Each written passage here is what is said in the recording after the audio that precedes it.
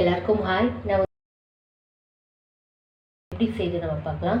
அதுக்கு இந்த கப்பில் 3/4 கப்பு துவரம் பருப்பு எடுத்துருக்கேன். பருப்பு உள்ள சேர்க்குறேன்.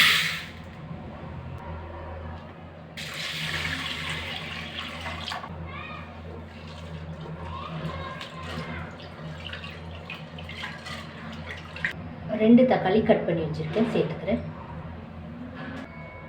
ஒரு வெங்காயம் கட் பண்ணி வச்சுருக்கேன், சேர்த்துக்கிறேன். கொஞ்சமாக பூண்டு உரிச்சு வச்சுருக்கேன், சேர்த்துக்கிறேன்.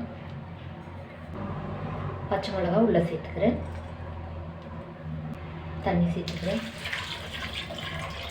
4 கப்பு தண்ணி சேர்த்தேன்.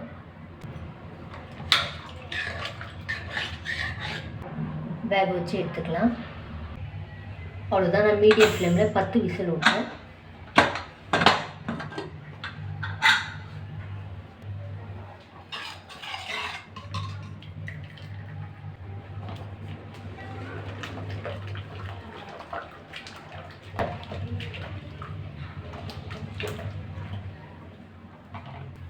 மூணு டேபிள் ஸ்பூன் எண்ணெய் சேர்க்குறேன்.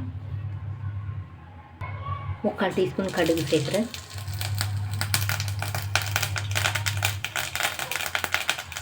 அரை டீஸ்பூன் சீரகம் சேர்க்குறேன். 1/4 டீஸ்பூன் வெந்தயம் சேர்க்குறேன். அரை டீஸ்பூன் பெருங்காயம். கொஞ்சமாக சின்ன வெங்காயம் கட் பண்ணி வச்சுருக்கேன். கொஞ்சமாக கருவேப்பிலை சேர்க்குறேன். கொஞ்சமாக மஞ்சள் தூள் சேர்க்குறேன்.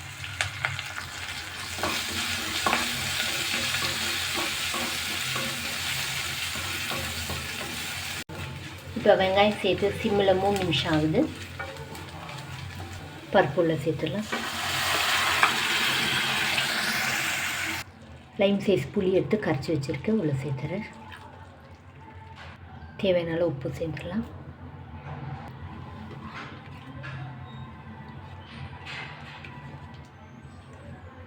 தண்ணி சேர்க்குறேன்.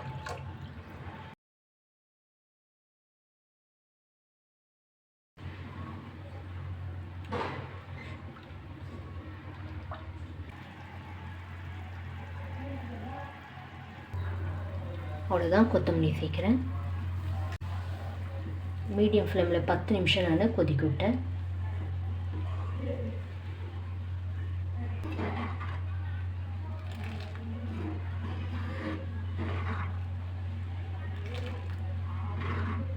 அவ்வளோதான். நம்முடைய சாம்பார் ரெடி ஆகிடுச்சு. நான் எடுத்துறேன். அவ்வளோதான். இந்த வீடியோ உங்களுக்கு பிடிச்சா லைக் பண்ணுங்கள், கமெண்ட் பண்ணுங்கள், சப்ஸ்கிரைப் பண்ணுங்கள். தேங்க்யூ.